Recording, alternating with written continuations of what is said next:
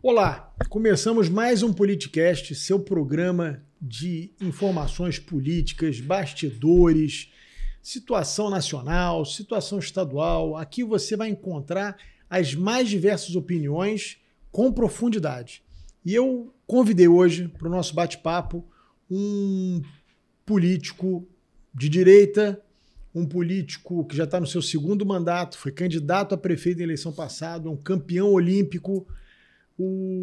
Posso dizer, meu amigo, porque é uma pessoa que nós acabamos criando uma simpatia grande, que pese não o apoiei para prefeito na eleição passada, não tive nenhuma relação com ele na eleição passada, mas é um cara que eu aprendi a admirar, deputado Luiz Lima. Obrigado, Luiz, Rodrigo. Obrigado por você aceitar meu convite, vir aqui a gente bater esse papo sobre política. Muito obrigado. Você contar um pouquinho do que está acontecendo em Brasília e a gente discutir as questões aqui do Estado também, né? Muito obrigado, Rodrigo. Obrigado pelo seu convite. Você é uma pessoa que eu tenho empatia, né? E empatia a gente não consegue explicar em alguns momentos. Sempre muito atencioso, muito carinhoso, um estudioso da política nacional, da política do Estado do Rio e do município. Ouço muito você, mesmo em 2020, quando fomos adversários no bom sentido, né? Você sempre foi muito assertivo e coerente nas suas ideias. Então, e fora a sua simpatia, pessoalmente você é melhor ainda. Então, quando a gente tem uma ótima surpresa, e quando a gente conhece pessoalmente uma pessoa e a gente se surpreende, então eu fico muito à vontade aqui com você. E agradeço. Luiz Lima, deputado federal, enfim, está vivendo Brasília, está vendo os acontecimentos, tudo que está acontecendo. Eu queria que você... E tem muitos assuntos importantes que aconteceram nessa última semana, que eu acho que a gente pode começar por isso. Sim. Teve a questão da votação do deputado Chiquinho Brazão, que é o indiciado pela Polícia Federal como um dos possíveis mandantes da morte da vereadora Marielle. Tem a questão que ontem o presidente Lula ele sancionou a lei das saidinhas, mas vetando o principal ponto, me parece, que é a questão da saída para visitar os familiares. Então eu queria começar conversando com você exatamente sobre essa primeira questão do Chiquinho Brazão. A votação ontem foi muito polêmica, né? Porque muita gente votou, aliás, anteontem, né? Nós estamos aqui gravando esse programa na sexta-feira, que foi muitos deputados votando, né, contra a prisão preventiva, e eu acho que muita gente da população não entendeu o porquê disso. Acho que é uma boa oportunidade para você explicar, né, por que tantos deputados votaram contra a prisão preventiva do deputado Chiquinho Brazão. Bom, Rodrigo, primeiro que teve uma forte intervenção do governo, né? Antes da votação, nós imaginávamos que a prisão iria ser suspensa pela própria Câmara dos Deputados. Foram 277 votos para manter o deputado Chiquinho Brazão preso, foram 129 para soltá-lo, e foram aí quase 200 parlamentares que ou se abstiveram do voto, né? Se absteram dos votos, ou não votaram, né? Então, o governo atuou fortemente ontem no Congresso, deixando o presidente da Câmara, Arthur Lira, hoje com uma declaração, né, chamando até o Padilha, que é justamente a pessoa do governo Lula que faz essa ligação do governo com o parlamento, com o Congresso Nacional, de incompetente. Então, se sentiu bastante atingido. As pessoas, por uma falha de comunicação, e por uma falha de comunicação, eu diria, intencional do governo, junto à grande mídia, passou que os deputados estavam julgando se o deputado Chiquinho Brazão é inocente ou culpado. Não era isso, né? Era uma discussão que o seu advogado defendeu muito bem. Eu até, em certo momento, eu vou confessar para você, Rodrigo, eu pensei até em não votar. Né? Só que é muito ruim o deputado não ter posição. Quando eu assisti primeiro a sustentação do advogado na CCJ e depois na tribuna do plenário, e também a própria televisão, se você ligasse numa CNN, na Globo News ou na Jovem Pan, qualquer advogado, qualquer jurista que você ouvisse e prestasse atenção, você vê que você não pode ter uma prisão preventiva de um deputado, isso seguindo a Constituição. Sim. E que esse crime não é inafiançável. né? Então, é uma prisão ilegal. A gente não estava discutindo se o Chiquinho é culpado ou inocente, porque abre um precedente para qualquer deputado, frente a uma delação ou frente o julgamento não está concluído, da gente efetuar uma prisão. Ali envolvem duas pessoas. Envolvem o Brazão e o seu irmão Chiquinho. Vamos supor que apenas um deles realmente foi o mandante do crime. E a gente não concluiu esse julgamento. Então, a gente não pode fazer dali o voto de deputado, primeiro, ir contra a Constituição e a favor da mídia. Então, realmente, ou a gente muda a Constituição para que a gente siga ela da forma como o Supremo Tribunal Federal está avaliando uma prisão preventiva. Então, ali a gente não estava julgando culpado ou inocente. Nós, da bancada de direita, do PL, a gente, pelo contrário, a gente sempre votou para aumentar as penalidades de crime no Brasil. Saidinha, que você se referiu, nós somos totalmente contrários à saidinha, a visitas íntimas, como acontece nos Estados Unidos. A pessoa é condenada por um determinado crime, ela tem que cumprir, ponto. Então, a votação de quarta-feira não foi uma votação para a gente julgar o Chiquinho culpado ou inocente, e sim da forma como foi efetuada a sua prisão. Eu tenho sempre dito muito isso e às vezes eu falei ontem, perdão, Rodrigo, eu até estive na Câmara dos Vereadores ontem acompanhando pela primeira vez em 6 anos uma ordem do dia na Câmara dos Vereadores. Eu só estava presente em sessão solene porque a gente viaja para Brasília segunda e volta quinta-feira à noite. Falei até com a Mônica, com a companheira da Marielle, e expliquei, eu faço questão, Rodrigo. Tem muitos deputados que falam, pô, Luiz, você é muito bobo, você vai lá explicar o seu voto para o seu adversário. Não, porque eu fico com a consciência limpa, porque foi um crime bárbaro que assombrou a nossa cidade. A pessoa que não se sente sensibilizada de uma moça, vereadora, eleita pelo povo, por parte da população, que é assassinada junto com o seu motorista. Então, se o Chiquinho e se o Brazão forem culpados, forem eles mesmos se eles estão realmente envolvidos, porque eles paguem severamente pelo crime que eles cometeram. Então, e a Mônica me entendeu, conversei com a Mônica, me respeitou ontem na Câmara dos Vereadores, que é uma pessoa que está ligada, a pessoa que está mais ligada diretamente a tudo que a Marielle. Expliquei meu voto para o Tarcísio, expliquei meu voto para a Thalíria, numa pizzaria, na quarta-feira à noite, que a gente, por coincidência, sentou na mesa, eu sentei no lado dela, levantei, falei com a Thalíria, sempre me respeitaram muito, mas, tecnicamente, aquele voto, ele pode gerar consequências, não só para deputados de direita, mas como deputado de esquerda também. Você cria jurisprudência, é isso que eu digo às pessoas, e é muito difícil hoje, no Brasil, você fazer um debate com mais profundidade, porque o personagem passou, eu repito isso como mantra, o personagem passou a ser mais importante do que a mensagem. Exatamente. Então, assim, quem reclama da Lava Jato, e a Lava Jato realmente teve vários excessos, em que pese, na essência, né, o combate à corrupção é sempre importante, mas teve vários excessos. E é o mesmo. Quando, por exemplo, o Lula foi preso por conta lá do apartamento do Guarujá, eu dizia, eu acho aquilo ali um absurdo. O cara visitou, mas morou algum dia lá? Tem algum pertence dele lá? Quer dizer, as provas eram muito frágeis para você dizer que ele ganhou aquele apartamento por conta de um contrato na Petrobras. Era um exercício de... Né? Não que eu não acho que não teve corrupção na Petrobras e no governo dele, mas eu estou falando daquela questão específica, como o caso do Bolsonaro agora. Quer dizer, estão levando porque por conta do personagem, então vale tudo. Né? Eu lembro da Carmen Lúcia, se não me engano, no TSE, justificando os plenos poderes que eles deram ao ministro Alexandre, no TSE, dizendo que aquilo ali não era constitucional, mas que naquele momento era importante, era só um pouquinho, que depois passava. Passou 1 ano e meio e continua a mesma coisa, porque é óbvio que ninguém quer abrir mão de poder nenhum. Então, no Brasil, a gente está vivendo um momento muito delicado, porque é o que você disse. Então, a mídia vai lá e faz uma confusão na cabeça das pessoas. Os deputados estão votando a favor de um criminoso. Não, você está votando a favor do Estado de Direito, porque não existe Estado democrático, por isso que é Estado democrático de direito, sem você respeitar as leis vigentes. A lei é ruim, muda a lei.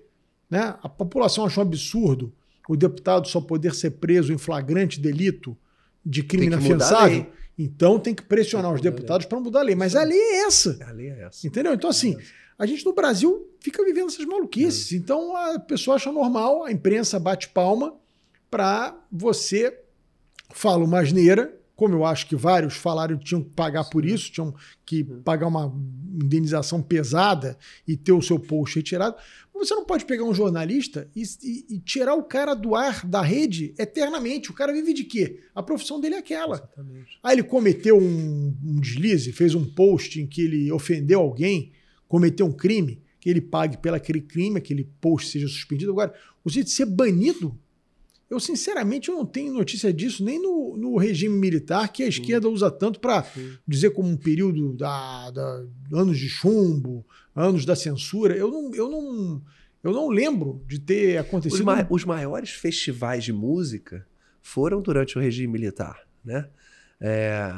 As maiores liberdades aqui na nossa orla, por exemplo, com gabeira, de sunguinha de crochê, ali no Arpoador, o pessoal tendo aí uma liberdade, né? Muito parecido, talvez até maior do que se tem hoje, né? Então, mas eu queria voltar num ponto aqui, Rodrigo, que essa votação em relação ao Chiquinho Brazão, ela foi muito emblemática, né?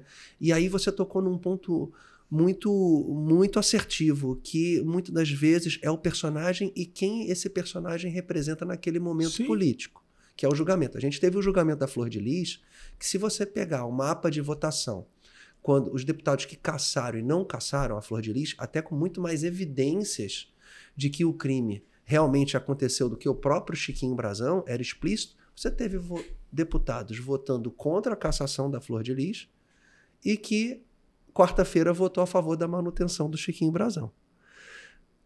E aí aqui no Rio de Janeiro, também fazendo uma ligação com o prefeito Eduardo Paes, você teve a bancada do PSD toda votando a favor da manutenção da prisão do Chiquinho, para ele continuar preso, e que eram secretários e amigos do Chiquinho Brazão, que fazia parte da Prefeitura do Rio. Então, você vê claramente que era um momento, por exemplo, muito emblemático para que a narrativa em relação a Eduardo Paes, ele passasse a ser contra o seu próprio secretário que ele convidou. E o Ramagem, quando vota favoravelmente pela interrupção da prisão do Chiquinho Brazão, então você vê como a narrativa ela muda o tempo todo na política. Então eu quero ser um deputado e eu espero que os demais deputados, se eu fosse votar, por exemplo, em relação a um deputado de esquerda, do PSOL, por exemplo, que eu tenha a mesma coerência que eu tive, independentemente se ele estiver do meu lado ou não estiver do meu lado. O Chiquinho nem estava do nosso lado. O Chiquinho estava aqui no Rio. Mas eu queria fazer um contraponto sobre isso que você está falando. Eu acabei de falar aqui que eu defendo sempre a lei, por pior que ela seja. Eu defendo sempre. Eu não consigo compreender como pessoas que foram vítimas da Lava Jato, se dizem vítimas, pessoas que dizem que sofreram, digamos assim, verdadeiras perseguições por conta da Lava Jato, podem ser a favor de medidas que são tomadas pelo Supremo hoje a arrepio da lei, a arrepio da Constituição. Eu não consigo compreender, porque você não pode ser a favor num momento e contra outro, ou você é a favor de respeitar o devido processo legal ou não. Agora, eu queria fazer um contraponto com você. Nós estamos no ano eleitoral. Por exemplo, você falou do Ramagem. O Ramagem é pré-candidato a prefeito pelo PL. Então ele vai lá, delegado da Polícia Federal. Em tese, ele dá um voto contrário, né, a uma decisão judicial que é baseada num relatório da Polícia Federal. Você não acha que isso, para explicar para o eleitor, é complicado? Várias votações do Partido Novo, por exemplo, no mandato do presidente Bolsonaro, eram coerentes. E eles votavam junto com o PSOL. Por isso que eram 8 deputados e voltaram só 3.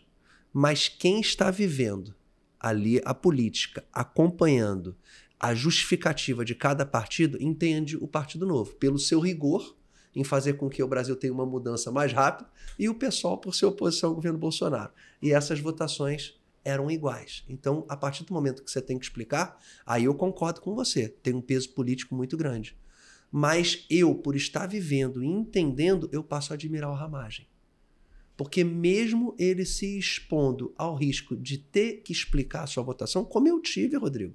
Sim. Assim que eu votei, o meu telefone não parou de pessoas que votaram em mim, que são Bolsonaro, umas mais bolsonaristas, outras menos, ou outras de direita, sem ser Bolsonaro, que votam também em mim, e que eu tive que explicar o meu voto. Eu diria que 80% eu consegui explicar. 20% não, porque ele já tem um pré-julgamento da família Brazão, como o Eduardo também tinha. É impossível você governar o Rio de Janeiro há 12 anos e você não conhecer o que está acontecendo no município do Rio. Inclusive, tem entrevistas do Eduardo elogiando a polícia mineira, que é como a gente chamava ali no final dos anos 90, início dos anos 2000, a milícia do Rio de Janeiro. Mas isso é... Mas só que eu admiro o Ramagem, Rodrigo, porque ele foi verdadeiro. Ele foi verdadeiro. E esse é o nosso desafio. Como é que eu vou votar diferente em relação a uma coisa tão sensível a uma pessoa, a um colega parlamentar? Como é que eu vou contra as regras? Como é que eu vou ser um jogador de futebol, um nadador, que já tem regras pré-definidas durante a competição, e eu vou quebrar essas regras, favorecendo a minha vitória ou favorecendo a vitória de um atleta da minha equipe? Isso está errado. Então, se você acreditar que o caminho é mais importante que a vitória a qualquer custo não tem o mesmo valor do que você seguir um caminho correto de pensamento, de discernimento. Então, eu tenho a plena consciência ali na Câmara dos Deputados que, mesmo eu tratando bem uma série de pessoas, se num determinado momento a minha cabeça estiver em jogo, eu tenho certeza que muitos dos deputados que estão ali irão me julgar fora das regras para tirar mais um peão do jogo. E isso eu não consigo fazer, e o Ramagem não consigo fazer.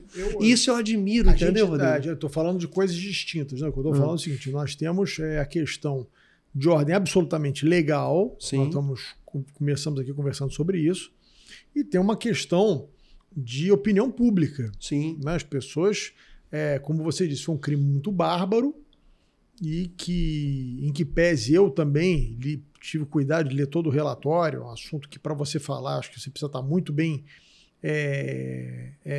instruído para falar desse assunto. Eu tive o cuidado de ler todo o relatório da Polícia Federal, achei o relatório fraco, na minha opinião. Não só você, mas muitas assim, pessoas. Poucas provas, muito baseado na delação e muito exercício de achismo, exercício de conjuntura política do Rio de Janeiro, sabe? Coisas que... Rodrigo, ontem, eu assistindo a Globo News, eu fui dormir 1h da manhã ontem, né? Que eu tive a solenidade na Câmara, cheguei em casa e fiquei assistindo a Globo News, que eu gosto de assistir, ao contrário de muitos deputados falam, eu não assisto a Globo. Falei, cara, eu tenho que assistir a Globo. Porque mais de 50% da população brasileira está assistindo aquilo. Então, até para você vencer o seu adversário... Para você ter a sua margem de crítica, você precisa saber o que estão falando. Eles fizeram um mapeamento... Em que pese, eu vou te dizer, a Globo News, às vezes, é duro de assistir, cara. Porque é um negócio... Chega a ser... Eu não sei se eles estão vivendo em outro planeta. Eles montaram o estúdio da Globo News na Lua. Eu não sei o que acontece, porque são opiniões assim, tão loucas, tão assim fora da realidade das pessoas. E a derrota do Bolsonaro, a derrota para os eleitores do Bolsonaro foi muito mais sentido e seria muito mais sentido do que a derrota do presidente Lula. O voto de opinião no Bolsonaro foi muito mais forte no Brasil. Sim. E o voto teleguiado do PT, em função da mídia, de falar que o Bolsonaro é mal todo dia durante 4 anos, foi muito forte. Mas ontem, assistindo a Globo News, Rodrigo, eles chegaram a fazer...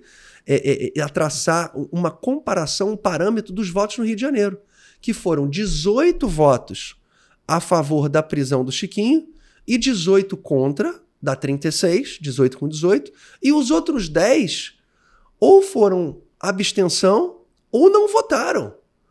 Então quer dizer que a maioria dos deputados federais, porque quem não votou era contra a prisão do Chiquinho. Sim, isso claro, é fato. Porque você quem estava lá... explicando aqui para quem está nos assistindo, você precisa de ter a metade mais um, Por ou seja, exemplo, 257 votos para poder soltar. Eles tiveram 277. Para manter a prisão, no caso. Só né? que o espelho do Rio de Janeiro é muito importante porque o problema aconteceu aqui. Sim, e, tá? e é onde, teoricamente, a família Brazão é conhecida. E os deputados federais foram os que mais estavam prestando atenção no advogado. Isso eu vi, eu estava ali no plenário. Então, quando você tem o Marcelo Crivella, por exemplo, que eu adoro o Marcelo, fala muito bem comigo, me trata muito bem. Ele votou na CCJ e não votou no plenário. E o voto dele na CCJ foi a favor da interrupção da prisão do deputado Chiquinho Brazão. Então, as pessoas que não votaram estavam com o Chiquinho. A Globo News chegou a mencionar e fazer uma comparação de que área cada deputado federal representava e estipulando uma ligação com o Chiquinho. Eu, por exemplo, professor de educação física, porque segunda-feira de manhã está em Copacabana, sábado, não tenho nada a ver com milícia, nunca convivi com Chiquinho, ao contrário do Eduardo Paes, eu nunca enalteci o nome Família Brazão, nunca. A Globo News tem a irresponsabilidade de ligar os nossos nomes a uma possível ligação com a milícia do Rio. Isso é de uma irresponsabilidade, Rodrigo. Cara, mas olha, deixa eu te dizer uma coisa, a gente tem que tomar muito cuidado. Eu não sou mais político há muito tempo, eu não faço parte de nenhum partido político. Obviamente, eu respiro, eu assisto, eu analiso a questão política como um todo. O problema é que a gente não pode cair na mesma armadilha que a imprensa cai. Por exemplo, você pode considerar, em um determinado momento, um erro o atual prefeito Eduardo Paes ele fazer digamos assim, estar ao lado de um político como Brazão.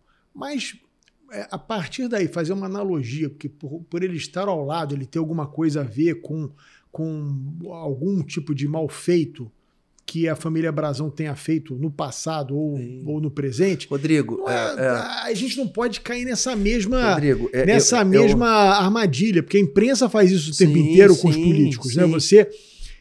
Mas o que uma coisa que eu reclamo muito com os meus amigos jornalistas, eu tenho vários, é exatamente essa coisa que virou no Brasil digamos assim, de ser uma tônica da imprensa de buscar a todo momento assassinar a reputação dos políticos. Sim. Então você pega um relatório vazado pelo Ministério Público, que você não tem acesso, você como investigado, ele pinça um trecho, citando você como o maior criminoso do mundo, aquilo vai parar na imprensa, nos telejornais, nos jornais, aquilo ali acaba circulando pela internet, e você não tem capacidade de se defender porque você não teve acesso. Aquele relatório é confidencial, mas foi vazado para a imprensa. E você assassina a reputação do sujeito. Você é inocentado daqui a 1, 2, 3 anos, quem é que vai saber disso? Ninguém. Então, assim, é muito duro essa vida do político hoje por conta disso. Né? As pessoas e você não tem o mesmo poder de reação, por exemplo. Quando você não é investigado, quando você não tem associação, amizade, ligação com o deputado, e você expõe a sua justificativa, que eu adoro justificar o meu voto, eu sou pago para votar. Se eu não tiver a paciência de explicar para o meu eleitor, e até mesmo para quem me questiona sobre o meu voto, mas o duro é isso, você tem uma Globo News, e que faz um estudo na cabecinha deles, de imaginar o porquê que cada deputado votou. Ah, ele mora na Barra da Tijuca, ele mora próximo de Jacarepaguá, não, então ele tem... Então é o fim da picada, Rodrigo. Então a gente lamenta, sei que ser prefeito do Rio de Janeiro com 7 milhões de habitantes é muito difícil. Você tem o território... Você governa uma cidade... É difícil, eu sei. Você governa uma cidade... que vamos ser realistas aqui, 2/3 da cidade não é você que manda. Isso aí, 70%. 2/3 da cidade aí, estão sob domínio territorial ou da milícia ou do tráfico. Muito difícil. Essa é a realidade do Rio de Janeiro e já há algum tempo. Né? A gente vem num crescente. A gente vem a cada eleição para governador, você vê que desde 82 a tônica das discussões para a eleição para o governo do Estado é segurança pública. E você vem num crescente do problema. Né? Rodrigo, eu tô tentando aqui ser muito delicado com você por respeitá-lo, né? Sei que você tem uma proximidade, admiração até pelo prefeito Eduardo Paes, mas o Rio de Janeiro é uma cidade muito difícil. A gente pega essa discussão da Avenida Brasil, de BRT, a Avenida Brasil construída em 1946, o túnel Rebouças em 67, a ponte Rio-Niterói em 74, Sim. o metrô em 79. Então, é uma cidade que não tem grandes investimentos em infraestrutura como deveria ter tido há mais de 50 anos. A população da década de 50 era 1,5 milhão de habitantes, hoje a gente tem 7 milhões. 6 milhões. Avenida Brasil, Avenida Brasil, pô. A gente tem uma ponte Niterói que demorou 3 anos para ser construída e o BRT mais de 12 anos. Então a gente tem uma ineficiência que não acompanhou a demanda da sociedade. A Avenida Brasil a gente sabe que não tem jeito. Não tem jeito, não é botando...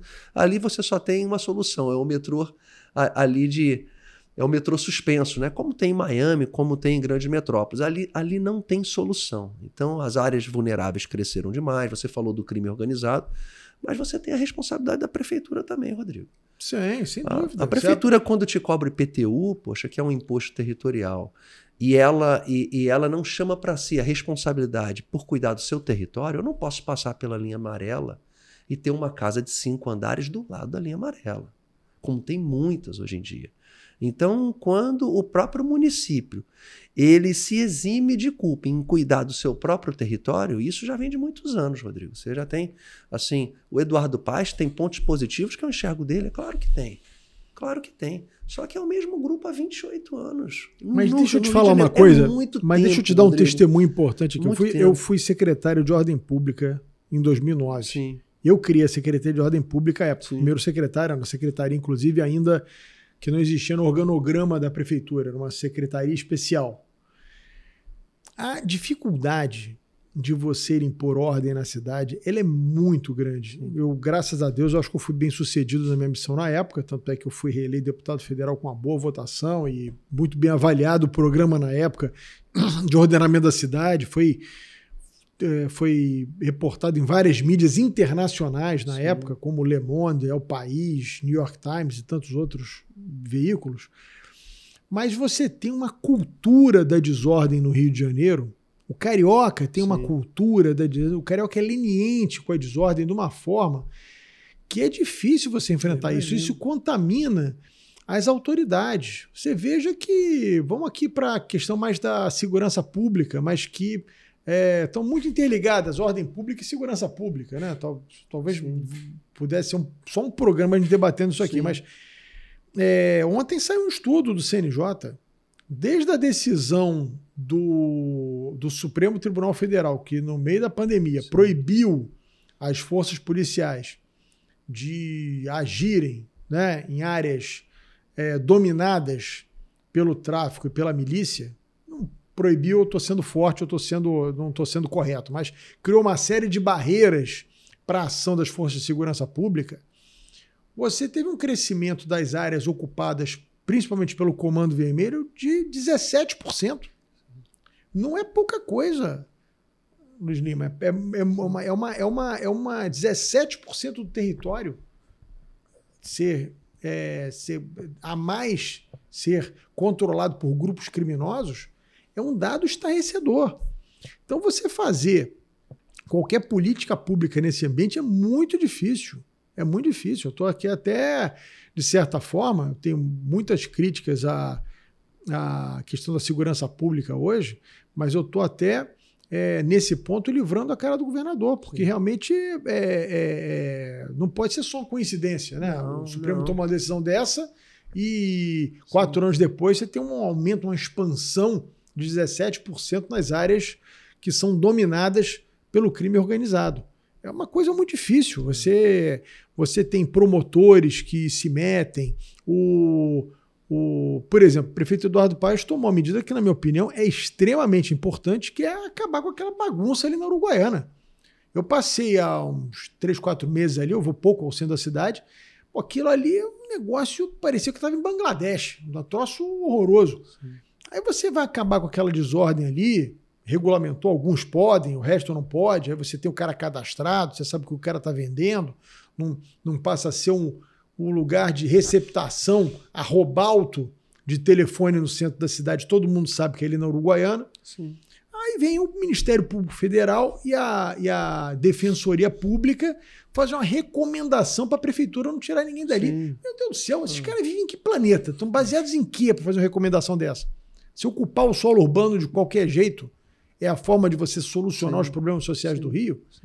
É difícil, Luiz. Fazer política de ordenamento no Rio de Janeiro é muito difícil. É muito difícil porque é tudo contra, sabe como é que é? A princípio, esses órgãos ditos de controle, eles acabam, a princípio, sempre criando um embaraço para o gestor do momento tomar as atitudes que tem que tomar.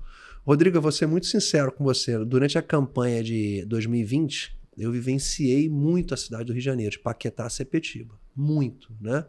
E teve uma vez que... Você é um cara estudioso, preparado, enfim. Não, e nascemos no Rio de Janeiro, né, Rodrigo? Sim. Eu tô com 46, você tá com 53. Eu morei em Campo Grande, no Grajaú, em Laranjeiras e aqui na Barra da Tijuca, né? Em vários pontos da cidade. E teve um dia que eu saí do treino. Eu já estava candidato, mas eu ia dar treino segunda de manhã para os meus atletas e sábado, que era uma maneira também de eu relaxar. Sim. Né? E um menino me parou ali na Nossa Senhora de Copacabana. Como me para de vez em quando, eu paro o meu carro ali na Rainha Elizabeth, né? No iniciozinho do posto 6 de Copacabana, para tomar café na saída do treino e seguir o meu dia. Né? Isso tem sido aí há 7 anos, né? Como secretário nacional de esporte, depois 6 anos como deputado. E o menino me parou e falou assim: ô tio, paga um café para mim? Aí eu convidei ele para tomar café comigo. E quando eu era candidato a prefeito, você tem o seu olhar para a cidade é diferente de você sendo morador, porque você já passa a imaginar que você é responsável diretamente por aquilo. Quando eu entrei no carro, me deu uma crise de choro, porque eu já me imaginava responsável pelaquela criança diretamente, sendo o gestor público. E um amigo meu, um major do Exército, me liga e fala assim: Luiz, você confirmou mesmo? Você vem mesmo candidato? Ele foi e falou assim para mim: poxa, Luiz, se você vencer vai ser bom para o Rio, mas pode ser muito ruim para você e para sua família. Então eu tenho certeza que o prefeito do Rio de Janeiro, ele tem que chegar em casa à noite e tem que estar indignado. Ele tem que ter umas crises de choro, de repente, porque não dá para tolerar o que está acontecendo no Rio. E eu concordo com você, Rodrigo, não é só a responsabilidade do prefeito, do governador, foi uma negligência de vários poderes. A gente não pode chegar na Avenida Brasil hoje, e aí até foge também um pouco do que o prefeito é de sua responsabilidade, mas cabe a ele indignação e gritar socorro. O número de barricadas que a gente tem na Avenida Brasil hoje, por exemplo, se você for no Complexo de Israel agora, você não consegue adentrar 30 metros da Avenida Brasil para dentro. Eu posso ir com você lá agora. Área, não pertence a uma área que pertence à cidade. Não pertence mais ao Estado brasileiro. É um Estado autônomo. É uma área autônoma. Eu diria que é um Estado semi-independente, né? Ou quase dependente. O maior símbolo da Avenida Brasil, e eu tenho amigos militares que eu adoro, tanto da Marinha, Aeronáutica e Exército, você pega o Cefam. O Cefam está ali há muito tempo. Se você for no Cefam, você vê foto da década de 50 e 40, quando não tinha o Complexo da Maré do tamanho que é. Tinham poucas casas. Você tem a comunidade Kelson, que faz divisa ali com o muro do Cefam. É uma unidade da Marinha. Você pode passar pela linha vermelha. Se você filmar e der um zoom, você vai ver. Do lado do muro do Cefam tem gente vendendo droga.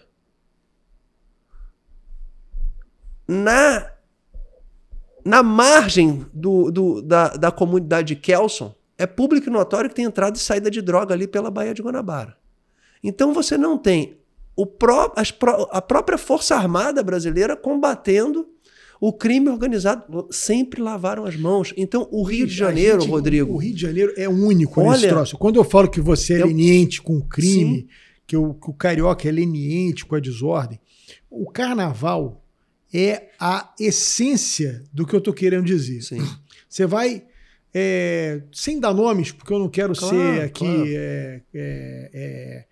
eu não quero ficar fulanizando, eu estou só querendo demonstrar a você como esse espírito do carioca levou o Rio a esse estado que a gente vive hoje. Você pega no carnaval carioca um camarote de um bicheiro, que é um criminoso, confesso, você vai lá, tem... artista da Globo, jornalista, promotor, desembargador, tudo no camarote do bicheiro. Eu não vou dizer nem quem eu vi durante o carnaval, eu estava lá com a Milene e com a Luísa. Na avenida, a gente tinha a alta cúpula do Poder Judiciário brasileiro. Pô. Sim. Então, se você vê o documentário Vale o Escrito, esse documentário é fabuloso. Por exemplo, você tem a Rede Globo, né? Indo na casa daquele rapaz novo que está sendo procurado, que mora aqui no Novo Leblon, Melo, né? Belo, É o Belo, né? A Rede Globo faz a entrevista dentro da casa dele e a polícia não consegue encontrar ele. Então, e isso já... sensacional. Isso é autoexplicativo. É puro suco do Rio de Janeiro. Pô, isso é autoexplicativo. E eu não acredito numa recuperação solitária do Rio de Janeiro, Rodrigo.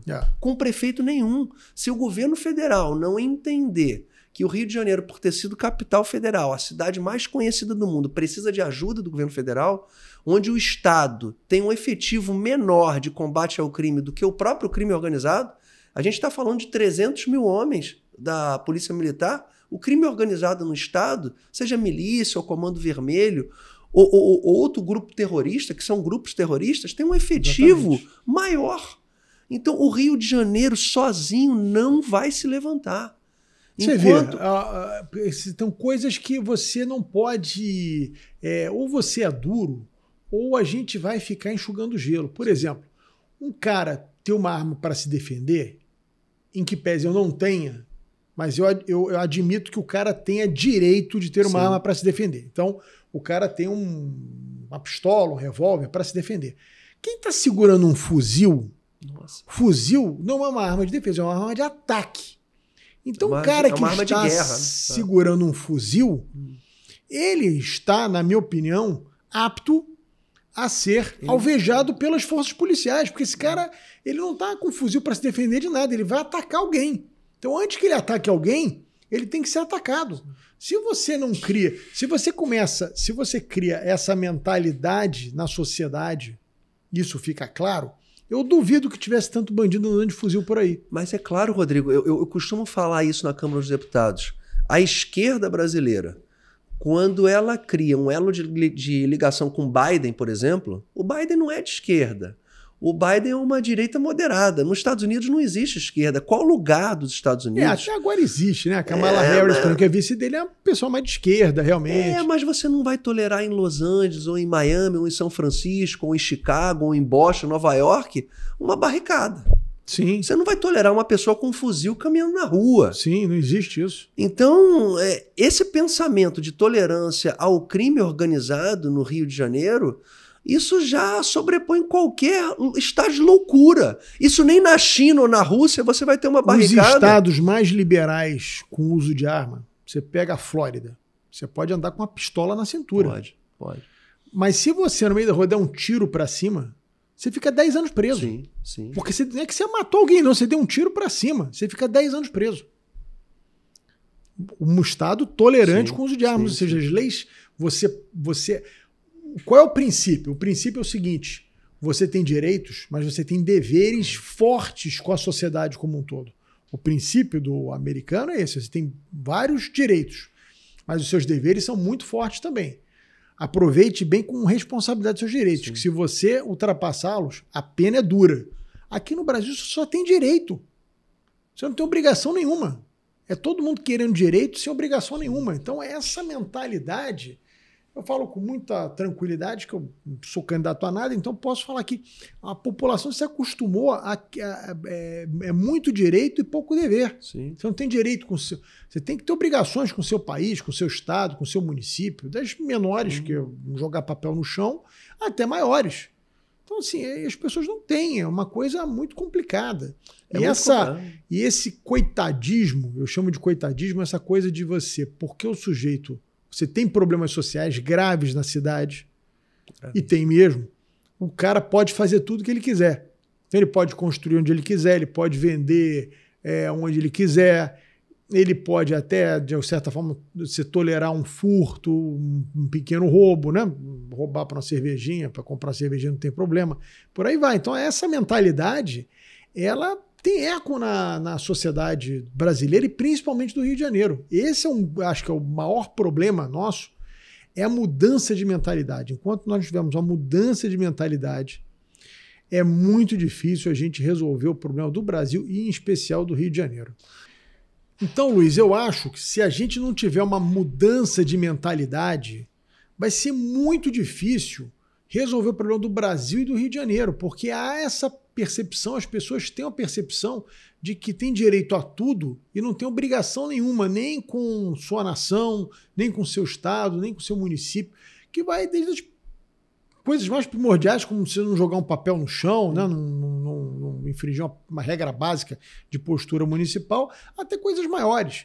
E eu acho que esse assim, essa mudança de cultura, talvez eu acho que seja a coisa mais importante para a gente poder aí mudar as leis. Sim. Aí nós vamos avançando casinhas para a gente poder chegar aonde a gente quer chegar. Porque se não for isso, não tem governador, não tem prefeito, vai melhorar um pouquinho aqui, melhorar um pouquinho ali, mas dar aquela virada de chave realmente como a gente espera. Sim. É muito difícil. Rodrigo, mas é muito difícil a gente ter uma percepção de indivíduos em relação à lei e à ordem, se a realidade dessas pessoas é diferente. E aí eu sempre lembro no problema de vulnerabilidade social do Rio de Janeiro e no problema habitacional. Então, das 1.650 escolas municipais de ensino básico do município do Rio de Janeiro, 50% das crianças não têm mais pai e mãe em casa.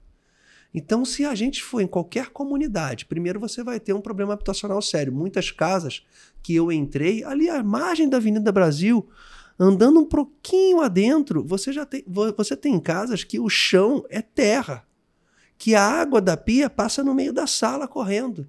E essa criança não tem mais o pai em casa. Ou é criado pela avó, ou por um tio. Então, o problema social é tão sério que é muito difícil você executar lei e ordem em relação a um jovem de 16 anos que está destruído psicologicamente. E a maldade já foi instalada nele. Então, a gente tem...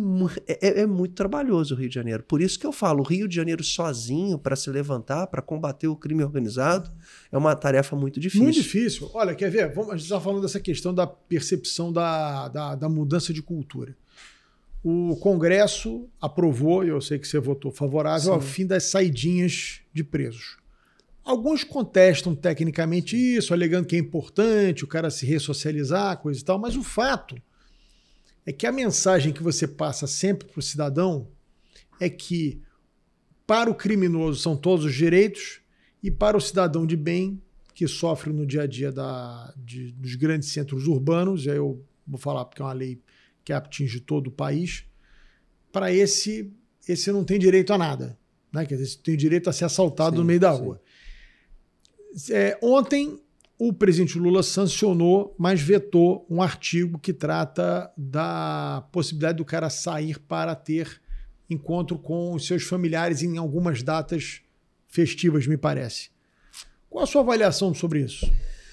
Poxa, Rodrigo, um governo que deixa criminosos, né, de instituições do crime fugirem de prisões de segurança máxima. Hoje a gente tem a universidade do crime. Você não impede telefone dentro do presídio, você incentiva uma universidade do crime nesses locais. O preso ele fica ali, ele fica cada vez mais capacitado a cometer crimes. Então era ali que tinha que combater. Você tinha que fazer dos presídios realmente uma oportunidade para que esse preso se arrependa do crime e que possa ser um cidadão útil para a sociedade. Você permite saidinha. Quando você tem um deputado que vai à tribuna e fala que somente 5% dos presos cometem crime, a gente está falando aí, se eu não me engano, 300 mil presos são liberados por saidinha no Brasil. 5% são 15 mil. Cara, 15 mil pessoas cometendo assassinato, roubo, estupro, violência. Brincadeira. Ah, não, são só 5%. Cara, são 15 mil criminosos que vão no Dia dos Pais, no Dia das Mães, no Natal, cometer crime. Você tem indivíduos que mataram os seus pais que são liberados no Dia dos Pais. Você tem criminosos que mataram os seus filhos e são liberados no Dia das Crianças. Então, isso machuca muito a sociedade. Teve aquela Susana von Richthofen, né, que matou os pais, que foi liberada no Dia das Mães. No Dia das Mães. Negócio então, assim, é a piada pronta. Quando você fala de narrativa, a mesma dificuldade que quando a gente votou para liberar o deputado Chiquinho Brazão, o governo tem muito mais dificuldade de explicar para a sociedade Ontem eu estava assistindo um debate na CNN. Aquele advogado do impeachment da Dilma, esqueço o nome dele, que está sempre defendendo o governo e ele hoje parece que é contratado da CNN para defender o governo e um outro ali. Para criticar. Eu Isso, sei para que criticar. Você falou, foi até ministro. Ele foi ministro da Justiça. Sim.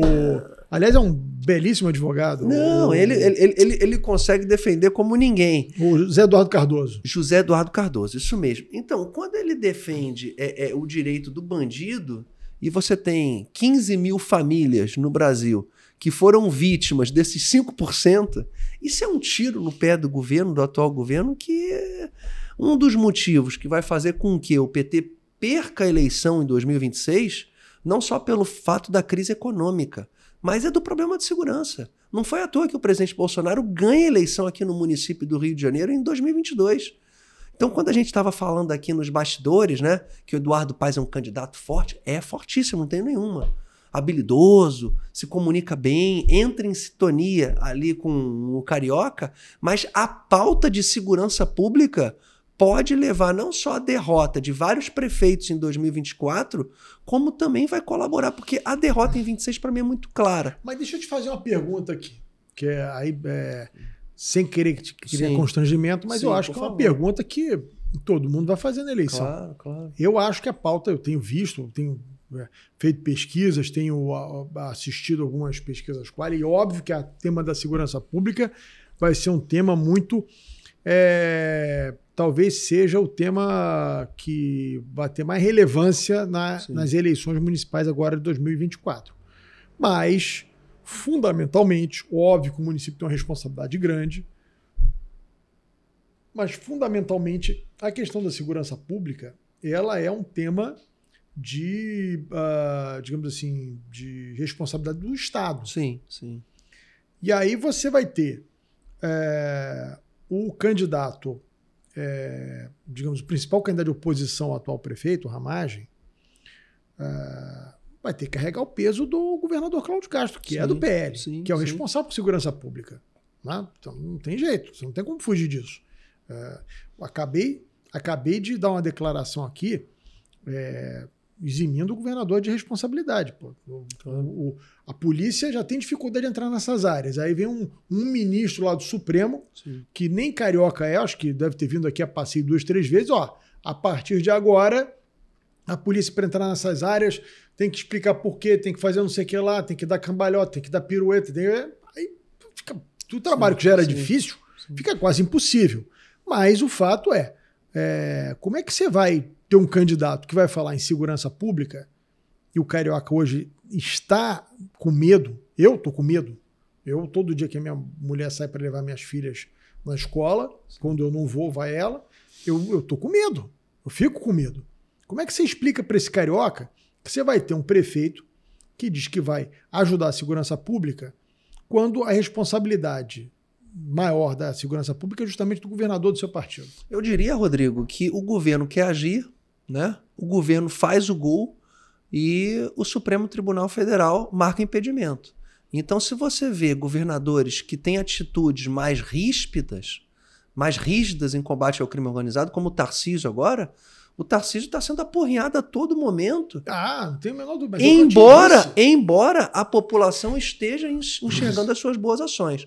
Aqui no Rio de Janeiro, a gente sabe o que aconteceu durante a pandemia. O crime organizado, a Rocinha, por exemplo, virou um hostel para todo criminoso do Brasil inteiro. Então a gente tem várias comunidades hoje no Rio de Janeiro hospedando criminosos, principalmente durante a pandemia, quando o próprio STF proibia as incursões, tanto da Polícia Civil como da Polícia Militar. Então fica muito difícil para o governador, muito difícil, ele ter uma ação como tivemos durante o primeiro mandato do governador Cláudio Castro, até mesmo o Witzel, né, que tinha atitudes aí que em determinados momentos... Era meio folclórico. Eram muito midiáticos. De pousar o helicóptero. Isso, na Ponte Rio-Niterói, vibrar.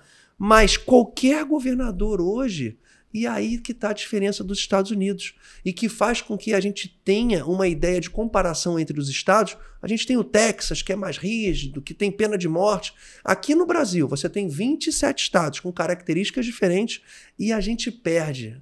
O natural seria cada estado ter autonomia para agir de acordo com as suas próprias leis estaduais e que a gente pudesse traçar uma comparação. A gente tem o Caiado em Goiás com índice de aprovação de mais de 80%, isso é incrível. A gente tem, por exemplo, o Tarcísio com 62% de aprovação no estado de São Paulo, que não é fácil governar e que são justamente 2 governadores que são muito rígidos ali. E no Rio de Janeiro é mais difícil. Então, é claro que eu entendo o seu ponto de vista, você tem uma responsabilidade do governador do estado, mas eu vejo hoje um jogo... Por exemplo, você tem ministros indicados pelo presidente Lula, né? Que eu acho isso um outro erro. Então, por exemplo, quando você indica o Flávio Dino para ser ministro do Supremo, é como se fosse você pôr o Eurico Miranda para apitar um jogo do Vasco. Então, é claro que vai dar errado. A avaliação deles é errada, de pessoas que não conhecem o Rio de Janeiro, que não estão vivendo o Rio de Janeiro e não vê o caos que a gente está vivendo. Então, é difícil você avaliar o governador do Rio quando ele não tem o pleno poder decisório sobre as suas ações como ele gostaria. Mas aí eu te pergunto, se é difícil você avaliar o governador por conta de todas essas medidas que você está relatando aí, que são verídicas, sim, é mais difícil ainda você avaliar um prefeito que não tem a polícia na mão para poder, enfim, tomar atitudes que efetivamente possam resguardar a segurança da população. Não é, assim, só o fato. Eu acho, Luiz, assim, você tocou no Cláudio, e o Cláudio é uma pessoa adorável, um cara que eu gosto pessoalmente muito, assim, acho que ele foi muito, até surpreendeu a muitos, porque ele quando assumiu o governo logo depois do impeachment, ele era um vereador de primeiro mandato quando virou vice-governador. Acho que ele foi muito habilidoso na condução daquele processo todo, mas ele conseguiu um feito muito importante, que foi se eleger no primeiro turno com uma votação muito expressiva. Ele foi muito 58% habilidoso. 58% dos votos. Principalmente no interior do estado. Sim. Muito habilidoso. E teve uma votação assim, muito expressiva, sim, o que deu a ele o que ele não tinha antes, que era digamos assim, uma musculatura política.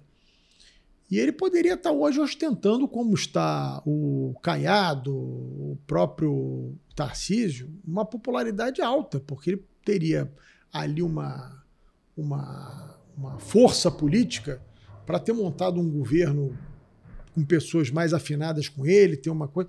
E o que eu vi nesse primeiro ano do governo dele foi justamente ele se apequenando. Ele foi se apequenando, ele foi se encolhendo, né? Ele foi tirando o protagonismo dele próprio. Rodrigo, são duas visão que você tem sobre isso. A visão, primeiro, que eu tenho, uma pessoa que é extremamente habilidosa politicamente, na política interna, né? Talvez não seja midiático como o Caiado e como o Tarcísio, que são pessoas que naturalmente são pessoas midiáticas, né?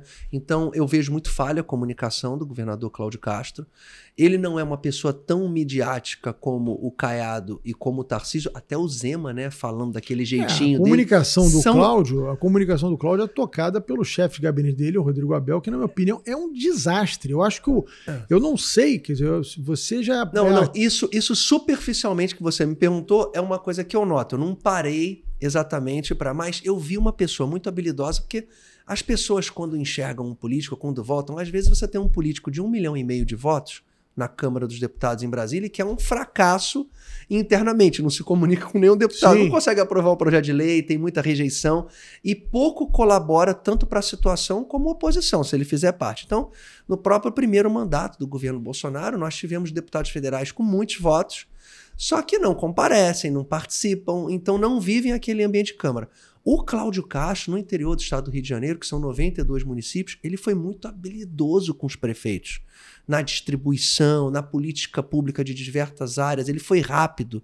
Por isso que ele teve uma votação e derrotando o Freixo, né? Então, também outro candidato muito desgastado, com pautas, sim, que interferem no crescimento de uma adversário perfeito, né? Perfeito, assim. E eu encontrava com o Freixo na Câmara, eu até estava com a Milene ali, né? E eu falei, Freixo, você não ganha, porra. Você não ganha. Eu até brinquei com ele, assim, de forma carinhosa, né? Que o Cláudio Castro às vezes gagueja um pouquinho, né? E o vice era o Washington Reis, né? Eu falei, Freixo, você vai perder pro Gaguinho e pro Fanho, pô. Mas não tem como. Uma pessoa que é favorável ao aborto e favorável ao consumo de drogas, cara, A gente não tolera isso. Não, e aí vem um marqueteiro de forma dele. alguma. Olha só como é que tem uns marqueteiros por aí que os caras vivem no mundo de Nárnia, né? Sim, aí vem o marqueteiro dele, o jeito passou a vida inteira defendendo essas pautas. Sim. Aí o marqueteiro dele pega ele, faz uma pesquisa e fala assim, esses temas aqui são impopulares. Agora você tem que ser contra as drogas. Terrível, é você pior. Tem que ser contra o aborto. É pior. Você tem que frequentar a igreja. É pior. O cara não sabe rezar um Pai Nosso. Não, aí vai parar na igreja. Quer dizer, é pior. É uma situação horrorosa. Fica jocoso aquilo ali. O eleitor, o Rodrigo, você viveu a política, ele não perdoa o traidor. Porque você perde totalmente a credibilidade. Aí ele ficou mal de um lado e mal de outro. Sim. Eu vi. E você traz as suas próprias convicções. Claro, é terrível. É terrível. Eu vi pessoas que eram apoiadores do Freixo contumazes. Sim. Esses apoiadores dizendo que estavam saindo fora da campanha dele, estavam decepcionados. E do outro lado ele não ganhou um voto. Porque são pessoas que... Pô, esse cara passou a vida inteira... Agora ele mudou. Ele poderia ter saído de outra forma. Poderia ter dito, olha, eu sou candidato ao governo, né? Como deputado federal eu tenho uma visão, mas eu acho que o governador não cabe discutir a lei. A lei pela proibição e a polícia vai agir de acordo com a lei no meu governo. Ponto, Acabou. Agora o cara fica, não, agora eu pensei bem, agora eu sou contra, agora eu acho que é muito importante frequentar a igreja, agora eu sou contra o aborto. Era o melhor adversário que o Cláudio poderia ter. O melhor adversário, mas eu acho... Ele até chamou a minha atenção lá no Congresso, porque eu fui verdadeiro com ele. É uma coisa muito impressionante. Eu torço muito pelo governador Cláudio Castro, até porque eu moro no estado do Rio de Janeiro, eu acho ele um cara bem intencionado. Mas é muito impressionante como todo mundo que eu converso, todo mundo critica duramente a questão da comunicação do governo. E me parece que só o governador não vê isso. Como a comunicação do governo Cláudio Castro é ruim e comandada pelo Rodrigo Abel, que não é um cara que entenda de comunicação. Ele se arvorou em tomar conta daquilo ali, mas é impressionante. É um governo que você liga a televisão, gasta uma fortuna de verba publicitária e só apanha. Rodrigo, um ponto, por exemplo, que a comunicação tinha que melhorar muito no Estado, a gente foi chamado para conversar com o governador, isso tem um mês, né, em relação à dívida do Estado, que só cresce, né? A gente tem dívida do Estado do Rio de Janeiro que muitas pessoas pensam que o investimento aqui dos Jogos Olímpicos foi um investimento do governo federal sem compromisso do Estado. O Estado deve ao governo federal investimentos que foram feitos... O metrô, pelo dinheiro do BNDES. Isso, exatamente. E que a Olimpíada foi do Brasil. Só que é o Estado que ficou devedor. Então, quando você tem a necessidade de ter o pacto federativo, hoje o Rio de Janeiro, São Paulo, Minas Gerais enviam muito mais para Brasília através dos seus tributos do que retorna. O Rio de Janeiro, a cada R$10 que envia para Brasília, R$1 somente volta. O Maranhão, por exemplo, envia R$2, eu estou chutando aqui mais ou menos, e retorna 8. Então, quando você tem essa comunicação com o eleitor, o que o eleitor pensa? Pô, o Estado do Rio de Janeiro está devendo porque tivemos aí muitos governadores presos, tivemos uma irresponsabilidade fiscal, tivemos muito roubo, mas não é somente isso, não.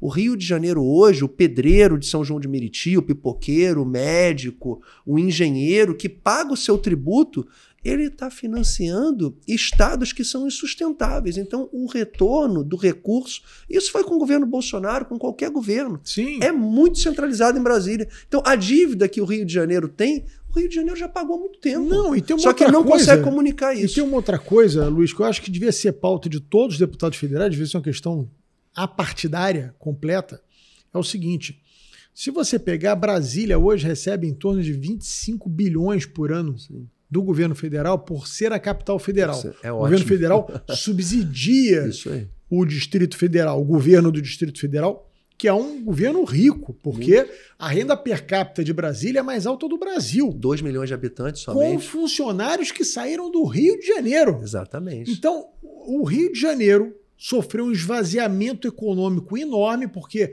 quando você levanta voo de Brasília e olha tudo aquilo ali embaixo, aquilo tudo saiu do Rio de Janeiro. Exatamente. Olha o tamanho e não teve uma da perda. O Rio não teve compensação nenhuma. Quando caiu o Muro de Berlim e a Alemanha se anexou novamente, a capital saiu de Bonn e voltou para Berlim. Exatamente. Bonn recebeu bilhões Recebe e bilhões até de reais hoje, Rodrigo, de compensação. compensação. Até hoje, anualmente, recebe. Exatamente. Né? O Rio não recebe nada. Nada. Isso deveria ser uma discussão profunda dos 46 deputados federais, os 3 senadores, pegarem, sentarem com o ministro da Fazenda, com o presidente da República e dizer, ó, que a partir de agora nós vamos fazer uma greve branca, nós só vamos votar a hora que resolver o problema do Estado, porque não é possível. O Estado deve... Ok, então esses 8 bilhões que o Estado tem que pagar por ano, o governo federal vai pagar pelo Estado como forma de compensar as perdas que o Estado teve. Perfeito. Entendeu? Não, e essa sua lembrança de Bonn foi perfeita. Eu ia até citar aqui, que é um exemplo bem característico. Então, quando o Rio de Janeiro deixa de ser capital em 1960, depois de ter sido capital do Brasil durante 200 anos, realmente, o Rio de Janeiro hoje sofre, né? E todo o estado da Guanabara, né? Que é a atual cidade do Rio de Janeiro, que é imensa, que tem mais de 60 quilômetros aqui de comprimento, como eu citei, de Paquetá a Sepetiba. Pra você ter uma ideia, né, Rodrigo, como é difícil governar a cidade do Rio de Janeiro. Campo Grande, Santa Cruz. Imagina, que na nossa uma cidade cabeça espremida entre o mar e a montanha. É muito difícil. Você fazer intervenções numa cidade plana... Sim, é muito mais fácil. Você fazer intervenções numa cidade espremida entre o mar e a montanha, o solo é arenoso, argiloso. Sim. Você vai cavar um buraco para fazer uma linha de metrô, é uma fortuna, porque uma coisa é você cavar na rocha. Você pegar, por exemplo, Manhattan, em Nova York, que muita gente conhece, que é cortada por metrô para tudo quanto é lado, aquilo ali é rocha sólida. Você cava um buraco e pronto, mete o trilho e vai embora. Aqui você cava um buraco, desaba tudo, é areia, argila, você tem que fazer contenção, você tem que... Olha, é muito difícil. O Rio de Janeiro é uma cidade... A gente, nós fomos presenteados por Deus com uma cidade maravilhosa, mas é uma cidade com desafios assim imensos. Mas eu tenho fé que a gente vai conseguir pôr essa cidade no rumo. Agora, esse ano, a gente tem uma nova oportunidade. Eu acho que vai ser uma... Eu acho que...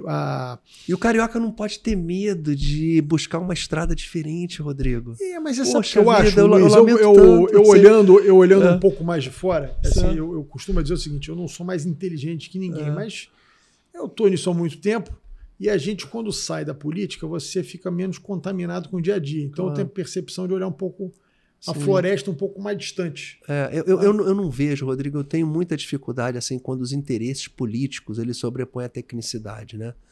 Uma das coisas que eu percebo em Brasília e percebo nos governos municipais é você ter os seus secretários políticos ou ter os seus ministros políticos, né? Que foram cargos técnicos, né?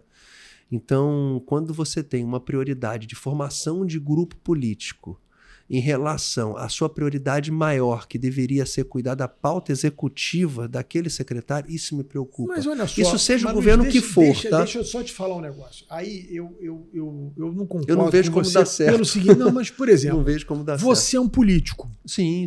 Então, mas veja bem, se você amanhã fosse chamado pelo Bolsonaro para ser ministro dos esportes, teria alguém mais qualificado que você, poderia ter alguém até tão qualificado, mais qualificado que você, para ser ministro dos esportes, um sujeito que foi campeão olímpico, conhece o esporte por dentro, sabe dos problemas, viveu as dificuldades de ser um atleta olímpico. Talvez tivesse poucos caras tão tarimbados, com uma vantagem. O técnico... Está falando alguém aqui que não ocupa mais cargo político nenhum há 10 anos. Então, estou falando com muita tranquilidade. Um técnico, muitas vezes, ele tem o timing dele. O político, ele tem fome de realizar, porque você vai ser julgado daqui a 4 anos. Então, assim, o problema é que você escolhe um político sem nenhum critério técnico. Você chama um sujeito para ser secretário de... Um exemplo aleatório. Secretário de obras, um cara que nunca fez uma obra nem em casa, nem de reforma em casa. Então o cara não tem entendimento de nada daquilo ali. Você chama um sujeito para ser o secretário de esporte, um cara que nunca militou na área, não conhece nada da área. Então, você abandona completamente o critério técnico. O fato do cara ser político, na minha opinião, às vezes, é até bom, porque o cara pode vocalizar melhor, o cara quer mostrar serviço. Agora, o problema é a falta de critério técnico. O critério técnico tem que acontecer, mas eu não acho saudável. Eu acho que a comunicação com a Câmara dos Deputados melhora, com o Senado, pelo fato daquele agente, né, agente político se tornar um membro do Executivo, mas eu não acho saudável, Rodrigo. Não acho de forma alguma.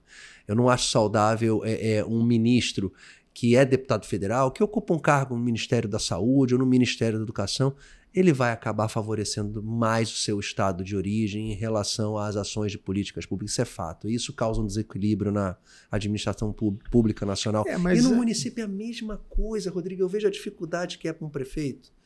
Hoje, aqui no Rio de Janeiro, hoje, para você vencer a eleição, você tem que se comprometer com outros partidos. Então você vê determinados políticos apoiando determinados candidatos que não são do seu partido, e que se você não tiver um favorecimento durante a possível vitória daquele candidato que você apoiou, você vira oposição na mesma hora. Então, essa coisa, por exemplo, que eu discordo, eu falo abertamente aqui, Eduardo Paes, de 11 ou 12 secretários e subprefeitos largarem a sua função de secretário para se candidatarem e com uma missão de fazer um bloco político ali na Câmara de Vereadores, e que a função deles é fiscalizar qualquer um que ocupa o cargo no Executivo. Então, eu vejo a Câmara Municipal hoje do Rio de Janeiro que, com todo respeito, parece uma Câmara Municipal de uma cidade pequenininha do interior do Rio de Janeiro. E todo mundo votando favorável. Isso é ruim para a administração. Mas aí você está dando exemplo e eu vou fazer um contraponto. Você me entendeu? Não, entendi, você me entendeu. Mas eu vou fazer um contraponto aqui importante. Sim. Você teve um dos principais ministros do Bolsonaro largando o ministério para ser candidato ao governo de São Paulo e está fazendo um bom governo. Sim, ótimo uma governo. Boa aquisição para o país. Mas ele não era político, ele não era deputado. Passou a ser. A partir do momento que o cara sai para se candidatar, ele passa a ser político. Mas ele não era deputado. Quando você ocupa... Mas aí, Luiz, é uma questão de ponto de vista que eu tenho diferente do seu. Quando você ocupa um cargo político, você pode não ter mandato. Sim. Mas quando você é indicado para um cargo de ministro, indicado para um cargo de secretário, um cargo de... Aí vamos aqui para a questão local, para um cargo de subprefeito, é um cargo político, você passou a ser político, porque esse cargo é um cargo de indicação política, de livre nomeação pelo governo. Você tem uma função política, você vai lidar com a população, você vai comunicar, você vai atender as pessoas, você vai o tempo inteiro ficar arbitrando conflitos de interesses. Mas, Rodrigo, esse seu raciocínio ele está muito voltado para países que têm a moral elevada. Se você falar de Suécia, Finlândia, Dinamarca e Noruega, ok. De Suíça, ok. Mas a gente está falando de Brasil. O que eu sou contra, eu acho que o eleitor dá pouca importância a isso, é o seguinte. Você se elege para ser deputado federal. Isso aí. Aí você vai lá na televisão, nas suas redes sociais, você diz tudo que você pretende fazer enquanto deputado federal. Exatamente. Aí as pessoas votam em você esperando ter um representante na Câmara Federal para tomar aquelas deliberações, apresentar aqueles projetos, ter aquele ponto de vista, defender tal posicionamento, né, se contrapor a outros tantos. Aí no dia seguinte você vira ministro. Isso aí. Vira secretário, ou seja, você se elegeu para ser deputado federal e virou secretário. No meu primeiro mandato, várias pessoas me perguntaram. Até tivemos uma pressão ali do PSL, porque a gente fez 12 federais. E a gente teve alguns suplentes, né? A gente teve o Pericard de São Gonçalo, 13º, e o Chagas Bola, 14º, para deputado federal. Então a expectativa de vários... E o PSL só teve um ministro do turismo, que foi o Marcelo, que era de Minas. Então teve uma pressão aqui no Rio de Janeiro para que eu virasse o secretário especial de esporte, que era o mesmo status de ministro do esporte, né? Sim. Porque o ministério foi extinto. Só que eu falei, cara, eu não quero. Agradeço muito se o convite vier. O convite não veio. Eu acho que é uma coisa que você precisava amadurecer no Brasil. 115 mil votos no estado. O mais votado em Friburgo. Né? 15 mil votos em Friburgo. O mais votado da região serrana.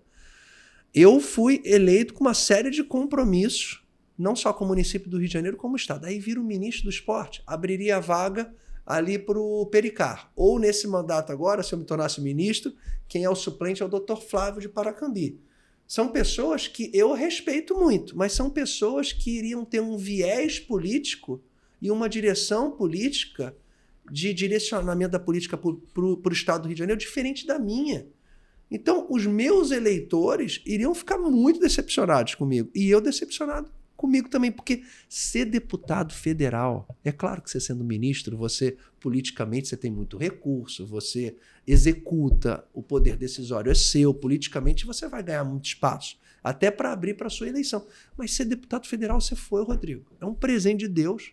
Sim. A gente poder legislar sobre coisas que a gente aprende, a capacidade de conhecimento que a gente ganha nas 30 comissões hoje é incrível.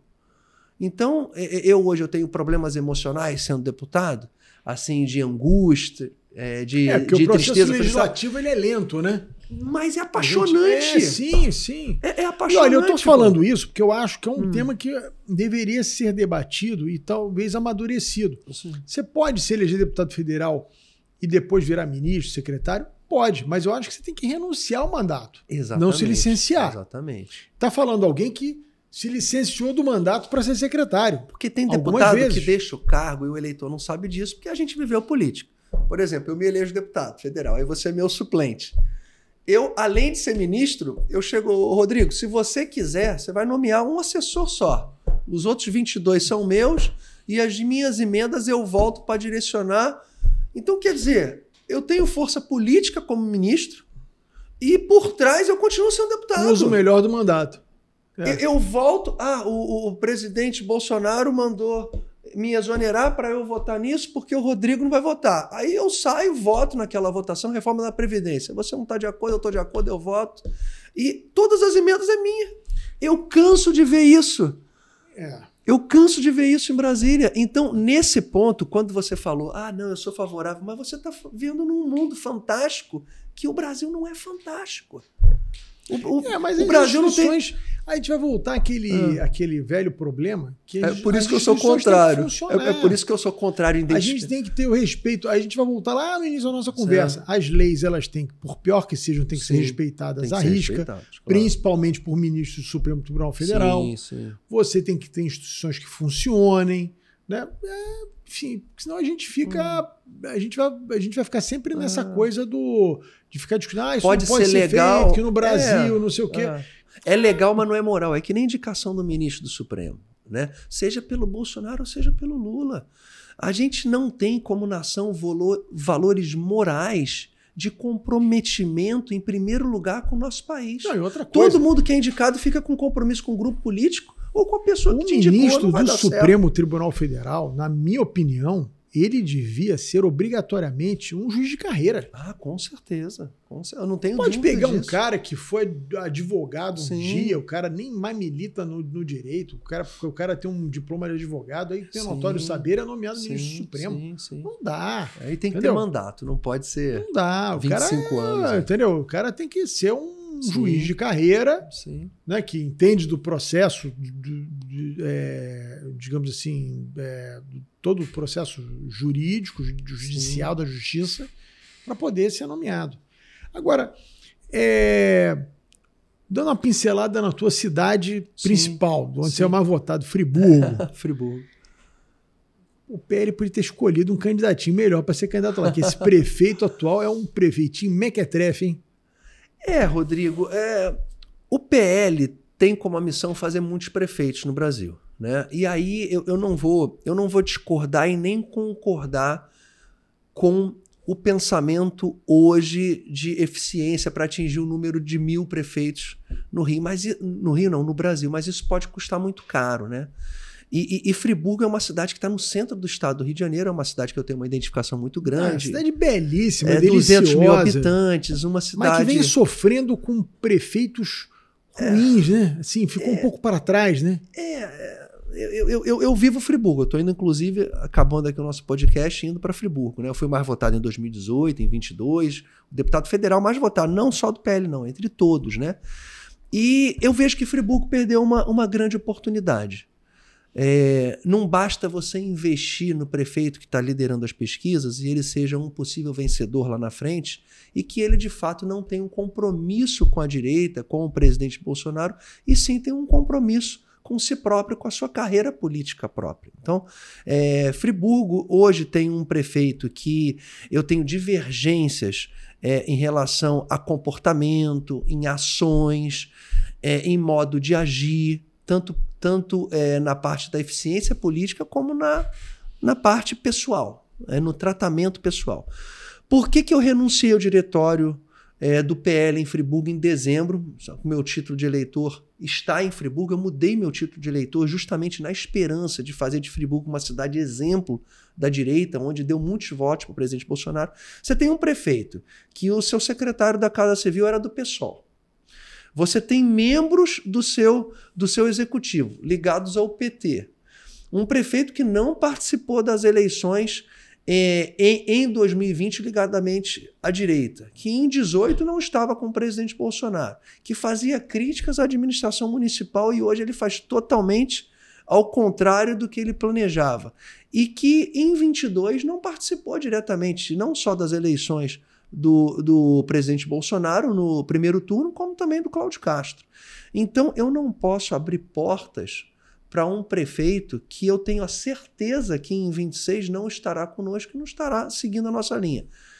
Não tive sequer a possibilidade de indicar um vice, já que há a grande possibilidade do prefeito dito, não só para mim, mas para outras pessoas que vêm candidato a deputado estadual, então só fica 1 ano e 3 meses, o vice do MDB, nada contra a família Reis, de Duque de Caxias, mas é um partido que não tem nenhum vereador no município, não tem candidato a deputado estadual ou federal de relevância em termos de votação no município, e é um grupo político que o atual prefeito, em 2020, criticava o doutor Luiz Fernando, que era seu adversário na prefeitura, que estava aliado com a família Reis, e ele fazia observações que eu vou até evitar de fazer aqui para não causar um constrangimento à família Reis. Não quero causar constrangimento pessoal a ninguém.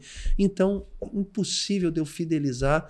E fora ações, gasta muito com festa, município, área da saúde, porra, é uma vergonha as pessoas, o Hospital Raul Sertã, todo dia tem escândalo, área de educação, área de infraestrutura, então o município parou no tempo e no espaço. A obra que ele teve lá foi o governo do estado que fez. Foi o governo do estado que fez. Então eu não poderia validar. Então, poxa, Luiz, você está sendo pouco inteligente, era mais fácil você se aliar ao prefeito. Não, eu não posso. E grande parte do meu eleitorado entendeu isso em Friburgo, mas eu lamento muito.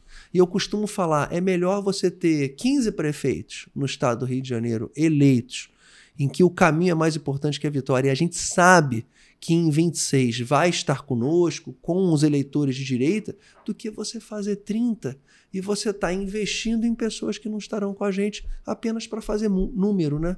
Então... Você sabe o que acontece, Luiz? Eu tenho visto e falo aqui com muita tranquilidade, porque eu sempre tive um posicionamento, enquanto fui político, muito mais à direita, sim, antes do Bolsonaro existir. Então, o cara falar para mim de posicionamento político, mas eu vejo que a direita comete muitos erros infantis. Por exemplo, vamos pegar a situação aqui da cidade do Rio de Janeiro.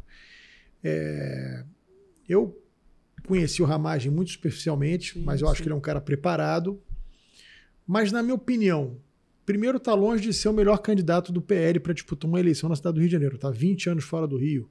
Por exemplo, você seria um candidato, estou falando não é porque você está na minha frente, mas é porque eu acho que as suas características, eu já disse isso para você lá atrás, você já foi candidato, inclusive a prefeito, você já tinha um recall, ter sido candidato a prefeito, você é um cara que é carioca na essência, tem cara de carioca, jeito de carioca.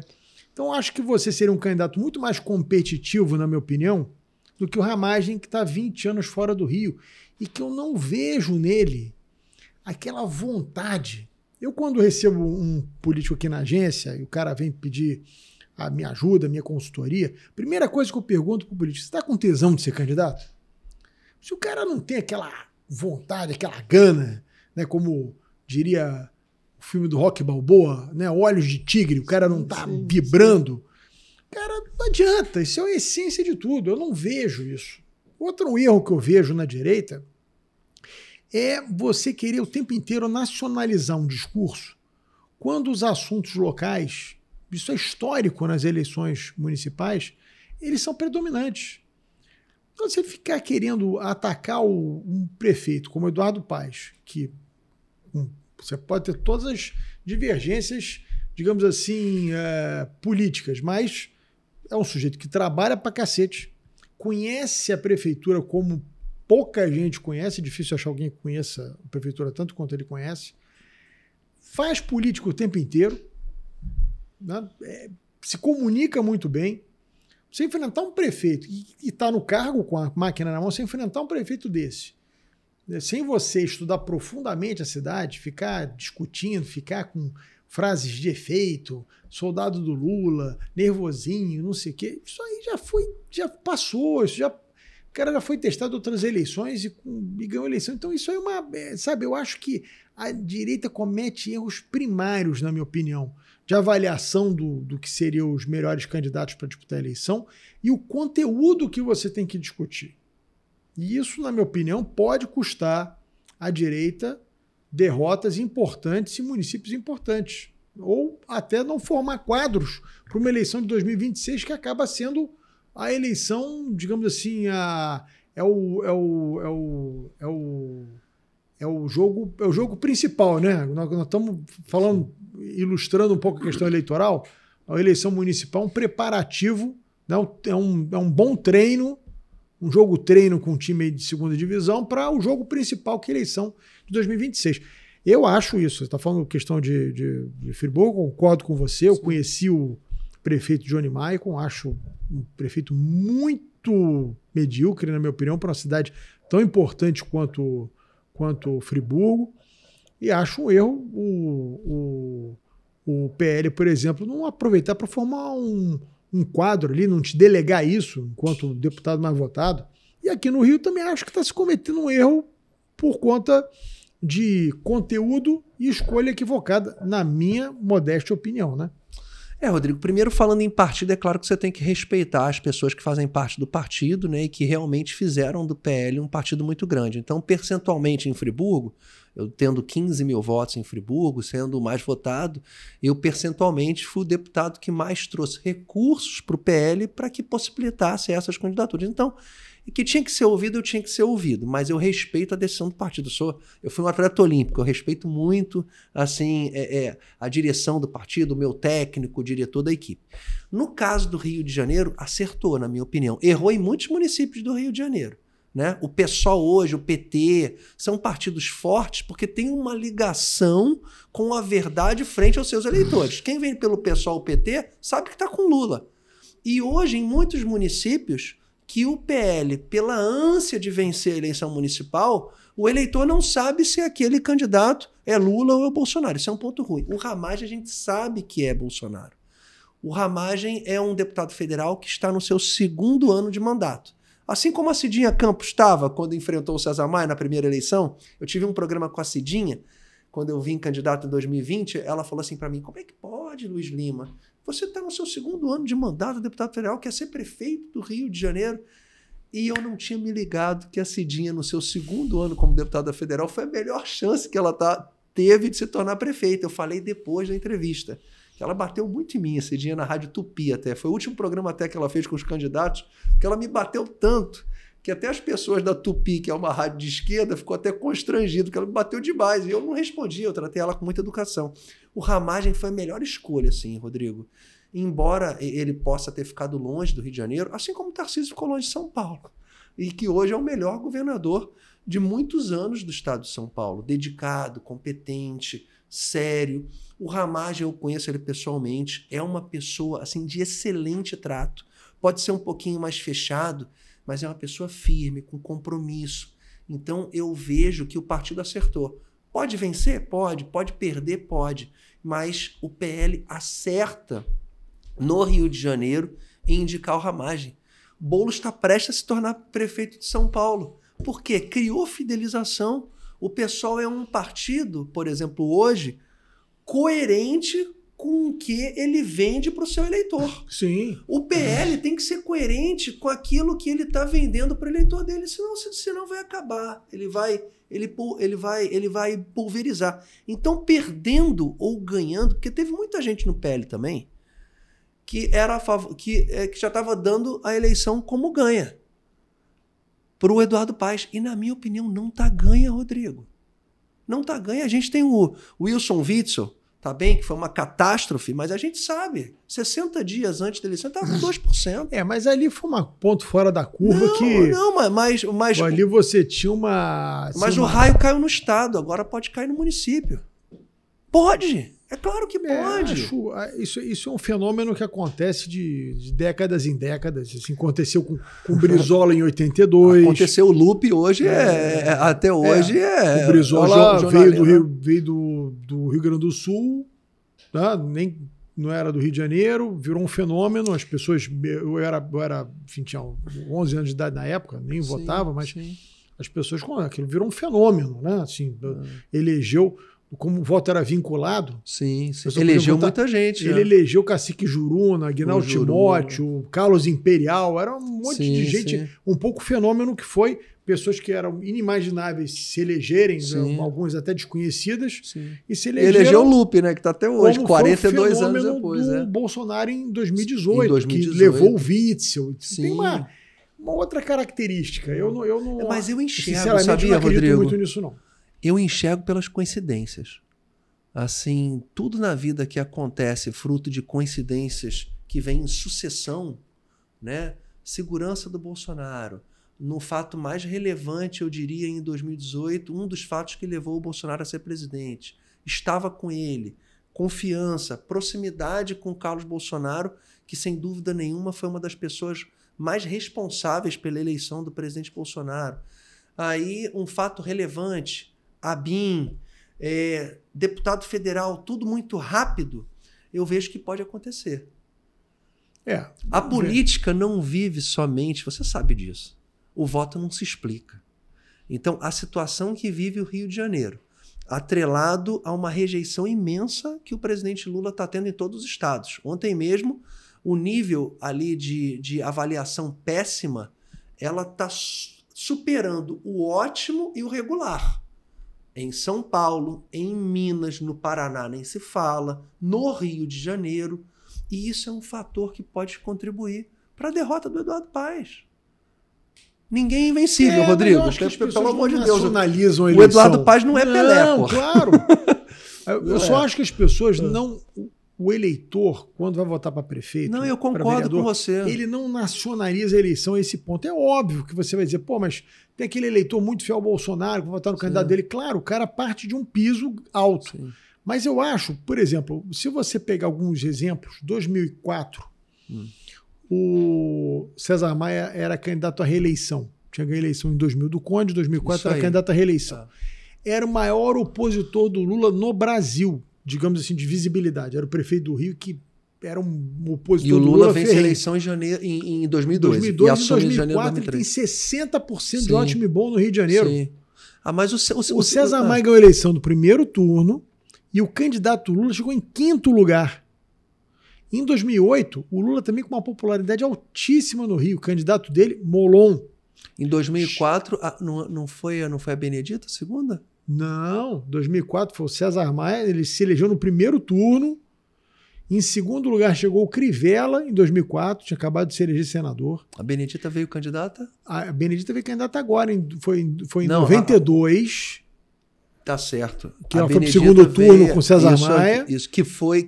E veio agora de novo, em 2020. Em 92 a Cidinha fica em terceiro, não vai pro segundo turno. Não vai pro segundo turno. Isso aí, tá certo, 92. Tá certo. Então você veja o seguinte, em 2008... O Lula também com uma popularidade altíssima. Sim. O candidato dele chegou em 7º lugar, o Molon. Então, assim, essa coisa de você... O Molon teve uma votação muito baixa, é verdade. Essa coisa de você achar que, mas o cara é candidato do Lula, candidato do Bolsonaro... Isso é óbvio, isso tem algum peso, tem alguma ajuda, mas não é o fator determinante na eleição de um prefeito. Mas o Eduardo Paes vence o Gabeira muito apertado em 2008.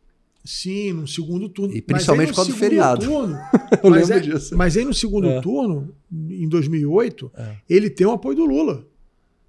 Mas vence muito apertado. E mesmo assim, veja, com o apoio do Lula em 2008, o Lula com a popularidade altíssima à época, diferente de agora, em 2008, o Gabeira, nas áreas onde o PT era muito forte... Sim.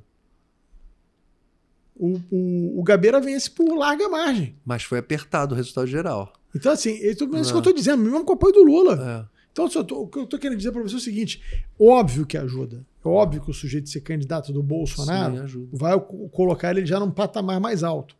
Mas eu acho que para ganhar a eleição, na minha opinião, faltam duas coisas ao Ramagem. Uma é olhar para ele e você ver a vontade de disputar e vencer. Segunda coisa é a questão de você ter um discurso com foco nos problemas dos munícipes do Rio de Janeiro. Eu acho que isso aí, essa nacionalização exacerbada, eu acho que não vai ser decepcionante, na minha opinião. Rodrigo, teve uma frase, eu não sei quando que o Eduardo Paes falou essa frase, mas me marcou muito, né? E que pode ser usada contra ele. E que aí pode vir a vitória do Ramagem. Porque é impossível durante a campanha você não sentir vontade de ganhar. E ontem eu senti na Câmara Municipal vontade de ganhar do Ramagem, né? O Eduardo Paes vencendo, ele vai ter a possibilidade de ficar 16 anos como prefeito no Rio de Janeiro. O mesmo grupo político está há 28. E tem uma frase do Paes que falava o seguinte, acho que é assim, se você não fez quando você pôde fazer, você não vai fazer quando você puder fazer. Então é esse desgaste do Eduardo Paes que vai abrir uma janela de oportunidade para o Ramagem. E é saudável para o Rio de Janeiro, é saudável para qualquer direção, em qualquer setor, seja privado ou público, você ter uma mudança de direção, até mesmo para a pessoa. Ninguém nasceu para ser somente prefeito do Rio de Janeiro e durante tanto tempo. É ruim para o Rio de Janeiro. Então eu vejo com muito bons olhos, assim de coração. Eu conheço os dois, tá? É claro que agora estou convivendo muito mais com o Ramagem na Câmara dos Deputados. E eu digo, uma pessoa de extrema confiança. Extrema confiança. Muito bacana. Muito legal. Assim, muito equilibrado. Eu acho que o Rio de Janeiro precisa de uma pessoa, talvez, mais equilibrada para o Rio de Janeiro. Tanto no seu aspecto de comportamento pessoal, como no comportamento de administrador. Bom, é o que eu sinto, tá, Rodrigo? Meu querido amigo Luiz Lima. Muito obrigado. Olha, eu gostei muito desse nosso papo. Que bom que você veio aqui. E você é muito bom, tá, Rodrigo? Muito bom. Eu entendo as suas escolhas. Você é uma pessoa que qualquer candidato... Não, mas acima de tudo, deixa eu te falar uma coisa. Se tiver você ao lado, vai ter uma ajuda fenomenal, mas assim, torço muito por você, pelo seu sucesso. Você sempre foi muito carinhoso comigo. Se eu fosse hoje candidato à prefeitura do Rio de Janeiro, ou se eu fosse até mesmo prefeito, eu gostaria que você estivesse do meu lado. Você é uma pessoa muito inteligente, muito comunicativa, envolvente e que conhece, tá? Então, eu queria que você estivesse do lado do Ramagem, eu não tenho dúvida nenhuma disso. Eu acho que o Ramagem acima de tudo, Luiz, eu acima de tudo, eu sou hoje um profissional que tenho que, até para ter credibilidade, buscar fazer análises de forma mais isenta possível. Sim. Então, assim, eu estou te dizendo, eu reconheço que o Ramagem é um cara preparado, mas eu acho que existem questões estratégicas que são fundamentais para se ganhar uma eleição. Sim. Você tem um discurso amparado no que a população quer ouvir, né, que são as questões do dia a dia do cidadão, e essa vontade, né, essas características que são necessárias, né, como vontade, esse espírito mais carioca, que eu acho, na minha opinião, eu estou te dizendo isso hoje, porque nós já conversamos isso lá atrás. Eu acho que você seria hoje, até pelo recall, que você já foi candidato a prefeito há 4 anos atrás, você tem um recall. Eu acho que hoje você seria um candidato muito mais, digamos assim, competitivo, na minha opinião, do que o Ramagem, por conta dessas características. Mas, enfim. Mas uma coisa que eu posso assegurar a você, Rodrigo, o Ramagem está com muito mais vontade de vencer do que o Crivella estava em 2020. Isso eu posso lhe garantir. Muito mais vontade. Quando eu lembro da campanha do Crivella, e até conversando com o Crivella em 2020, para mim ele não estava querendo vencer em 2020. O Crivella apanhou muito também ali. Não, muito difícil, mas no meio da pandemia, aquilo ali foi um período muito difícil. Ele cometeu, na minha opinião, alguns erros no início do governo que custaram a ele, na minha opinião, comprometeu toda a gestão dele futura, né? Eu costumo dizer que os 100 primeiros dias do governo, eles são muito importantes porque eles vão projetar a imagem que você vai ter do governo para frente. Então, quando você erra muito a mão nos primeiros dias de governo, você depois acaba comprometendo toda a sua gestão. Né? Amigo, muito obrigado. Rodrigo, muito obrigado. E vamos fazer essa entrevista depois dos resultados da eleição aqui no Rio de Janeiro. Vamos analisar um a um. Vamos fazer? Vamos sim. Então, compromisso fechado. Tá ótimo. Um abraço, querido. Obrigado. Rodrigo.